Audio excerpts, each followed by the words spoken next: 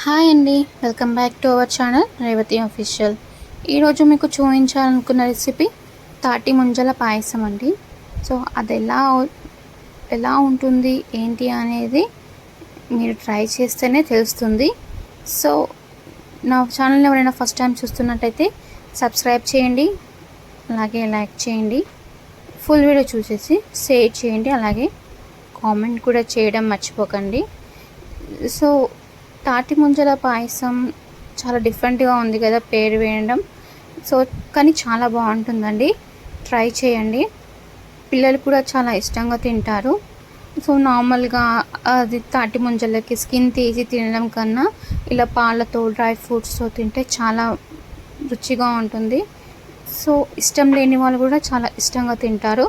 So try చేసి చూడండి. వీడియోలోకి వెళ్ళిపోదాం. నేను మిల్క్ వేడి చేసుకున్నానండి. 500 ml మిల్క్ ప్యాకెట్ తీసుకొని పాలైతే వేడి చేసుకున్నాను. ఈ పాలతో చేస్తాం కదా, సో పాలు వేడి చేసి చల్లార్చిన తర్వాతనే మనం పాయసం అనేది స్టార్ట్ చేయాలి. సో 500 ml పాలు తీసేసుకొని కొంచెం వాటర్ యాడ్ చేసేసి పాలైతే వేడి చేసేసుకున్నాను. సో పాలు ఎక్కువసేపు మరిగించాలి అండి. అవి కొంచెం పొంగులాగా వచ్చిన తర్వాత ఒక 5-10 minutes మరిగించాలి స్లిమ్లో పెట్టేసి.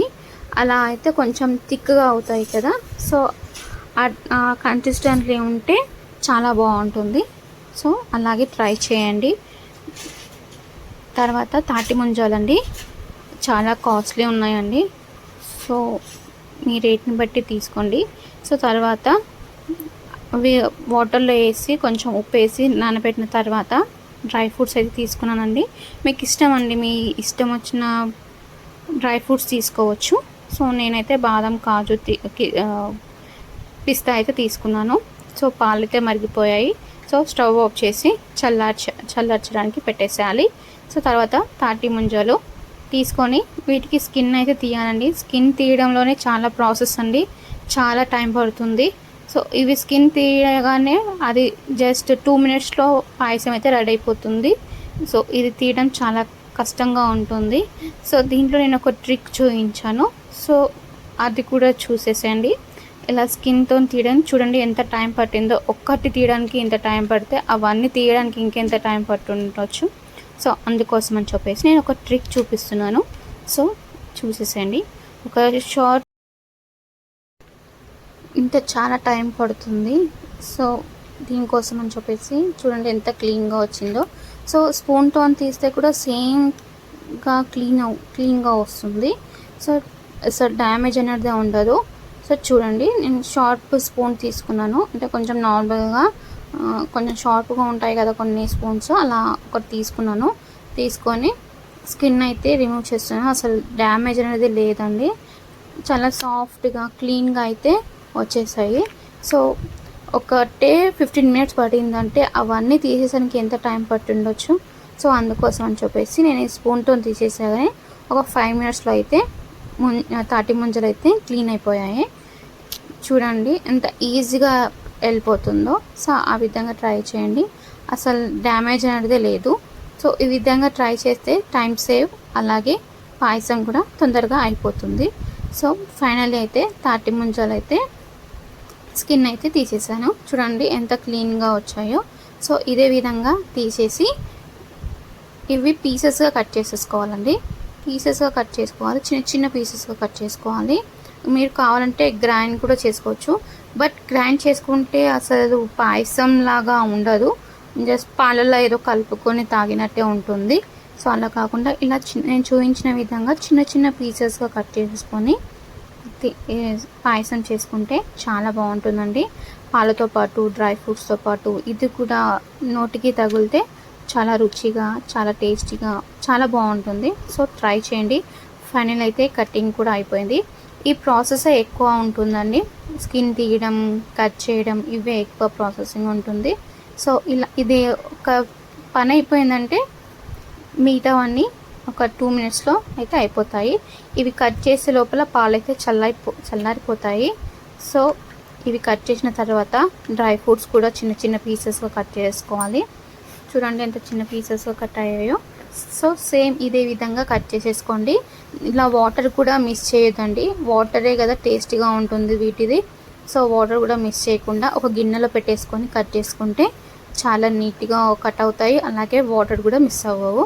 సో తర్వాత ఇవి తీసి ఫ్రిడ్జ్లో అయితే పెట్టుకోవాలి ఒక 5-10 మినిట్స్ అలా.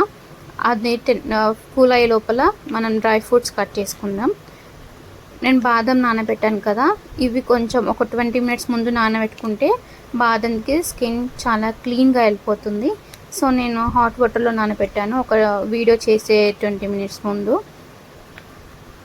20 మినిట్స్ కాదు 2 మినిట్స్ ముందు నానబెట్టాను. సో ఇవన్నీ చేసేసరికి అవైతే నానైపోయాయి. సో ఇలా చిన్న చిన్న పీసెస్ కట్ చేసేసుకొని కాజు, పిస్తా, అలాగే బాదం ఇలా కట్ చేసుకుంటే చాలా నీట్గా బాగుంటుంది ఇవి తినడానికి కూడా. అంటే మనం పాయసం తిన్నప్పుడు ఎలా అయితే టేస్ట్ వస్తుందో సేమ్ అదే విధంగా టేస్ట్ వస్తుంది. సో ట్రై చేయండి, చాలా బాగుంటుంది. సో ఇదే విధంగా ట్రై చేస్తే పాయసం తినని వాళ్ళు కూడా చాలా ఇష్టంగా తింటారు. ఈ ముంజలు కూడా చాలా టేస్టీగా ఉంటాయి నార్మల్గా తింటే కూడా. సో ఒకే విధంగా తినడం ఎందుకు, అప్పుడప్పుడు డిఫరెంట్గా ట్రై చేస్తే చాలా బాగుంటుంది కదా. సో ఆ ఇంటెన్షన్తో నేనైతే ఈ వీడియో చేశానండి. సో ఫుల్ వీడియో చూడండి, స్కిప్ చేస్తే అసలు అర్థం కాదు. సో ఇలా చిన్న చిన్న పీసెస్గా బాదం, కాజు ఇవన్నీ కట్ చేసుకున్న తర్వాత చూడండి ఎలా కట్ అయిపోయాయో చిన్న చిన్నగా. సో ఇదే విధంగా కట్ చేసుకోవాలి.